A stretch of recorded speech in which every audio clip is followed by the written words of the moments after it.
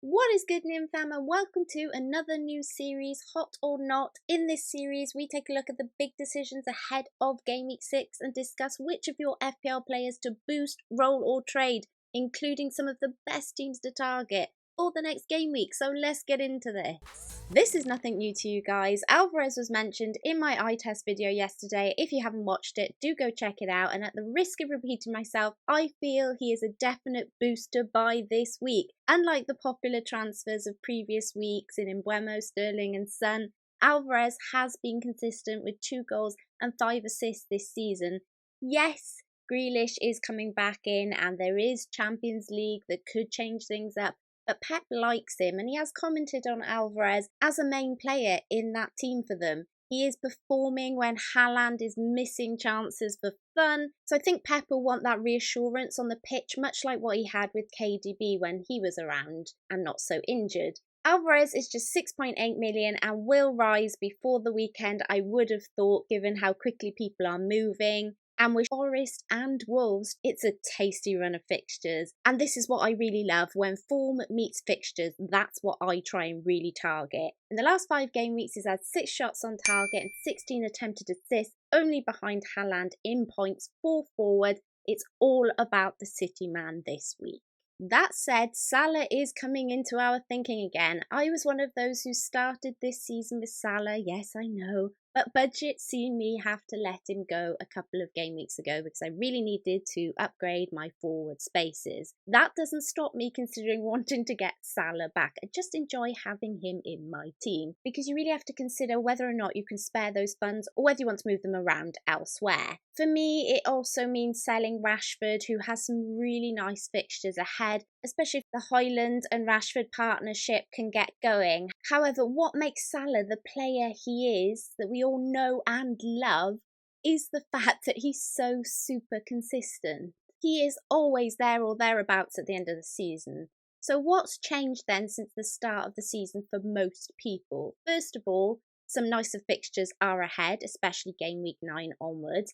And if Klopp starts playing that front three of Diaz, Darwin and Salah, that seems to optimise Salah's attack, even if it just means a million assists and not so many goals. But people didn't even think he'd get that at the start of the season and they didn't like his fixtures. So now with that potential front three looking like more of an option for him, he's definitely got the stats to back him up. He's had 12 attempted assists in the first 5 game weeks and converted 4 of them. So okay, fair enough, he could have got more, but the point is that he is actually trying and there is that potential to get more. Only you can decide if he's worth the budget in your team. I may wait it out that little bit longer, potentially until my wildcard, maybe sometime around game week 9.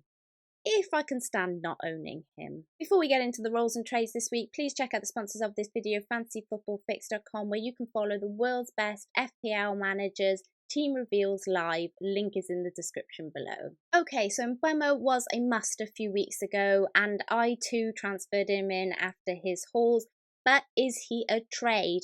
I don't think he is yet. He's still top of the midfielders for points, and with Everton at home, Forest and a leaky United defence in the next 3, he has 4 goals for the season and has had 10 shots in the box with 5 attempted assists in the first 5 game weeks. I'd be tempted to hold here. I'm going to hold, at least for the next 2 before reassessing, unless you really need the funds, of course. But I've penciled in the Mbeumo to Diaby move for around game week 8, because that's when Mbeumo's fixtures maybe fall off a little bit and Diaby start to pick up, and they're around the same sort of price. So my call this week is Jackson, and I'll try not to burst into song for you guys, but we're all sorry about Jackson. I think there was a lot of hope on Jackson's fixtures without much form to lean on for us. This is why I always try and mix the both together. The other problem we have is his 4 yellow cards. If he gets just 1 more yellow, he will be banned. And let's be honest, with 4 in 5 already, unless he becomes a bit of a saint very quickly, it's looking like he may just get that ban soon. At 7.1 million, there are just better options at his price tag. Alvarez at the start of this video was mentioned being one of them. Edouard, Visser, Solanke are just some of the others. The reason I have him as a call is because after Villa, he does have Fulham and Burnley if he doesn't get that ban. It really just depends if you want to wait it out for those fixtures. For me, I think I'll be making the popular move this week of Jackson to Alvarez. I already had it penciled in last game week to happen this game week, but I will of course wait out the Champions League and see what happens in midweek first. However, Johnson is looking like a trade, as much as it pains me to say it. He's only had one clean sheet since game week 1, and he hasn't even been making any saves or getting any bonus points to make up for it. He's also at risk now of losing his place in the Palace team to Henderson. If he keeps up this form, or maybe even before that, Roy may change things up, especially seeing the likes of Raya do well at Arsenal and stepping in for Ramsdale, the Arsenal number 1. Not only that, Palace have Fulham, who can put away a goal or two, United, Newcastle and Spurs in their next 5 game weeks. If you have Turner, you could maybe go for Areola as they're at a similar price and wait out the Johnston situation, as they do rotate quite well, but that is risky of course. It might be my strategy. The only problem with trading Johnston right now is really just his alternatives besides Areola. Sanchez possibly an option, or even Pope with his nice run of fixtures. He could come back into form, but there's no out-and-out goalkeeper at the moment to move to. So let's summarise some of these boosts, rolls and trades then. For me, I've got Salah, Alvarez, some sort of Newcastle defence is what you want to be looking to invest in maybe ahead of game week 6 if you can or you want to. Maybe you'd like to roll on the likes of Son or Sterling or Rashford, because of fixtures mainly. Other than going for Salah in midfield, you really are point chasing. Then in the trade, I've got Jackson, Johnson and Henry.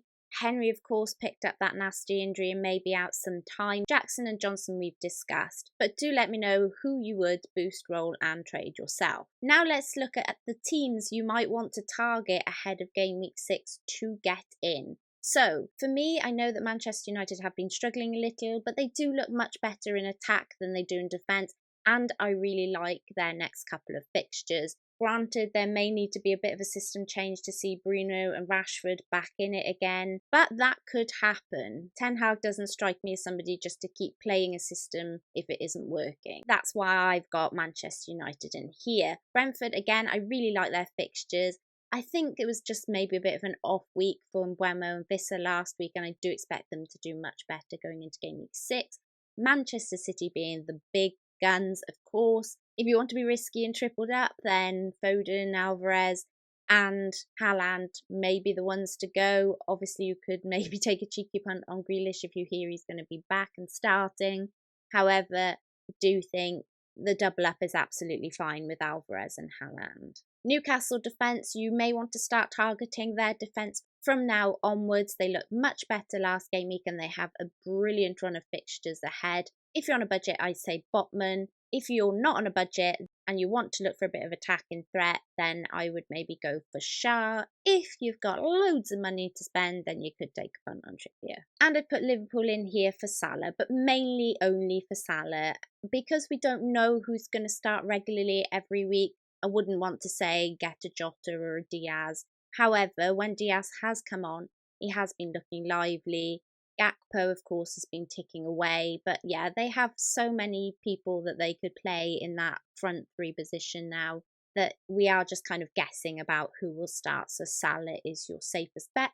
However, of course, you will be paying the price for it. Okay, so this is where I reach out to the Nim fam. I would love to get you guys involved in this video series next week. Maybe I could do a poll ahead of the video. Do let me know in the comments below if that's something you'd like to get involved with, and then I can make some sort of graphic and put it on screen where it gets you guys involved. Thank you all for watching. Honestly, it means so much to me that you follow me on my journey playing FPL, the game which I really love. So please don't forget to like and subscribe. You're really helping me out. It would be fab to get to that 10k before the end of this season. Join the Nim fam, become a ride or die for the channel. Until next time, Nim free it out.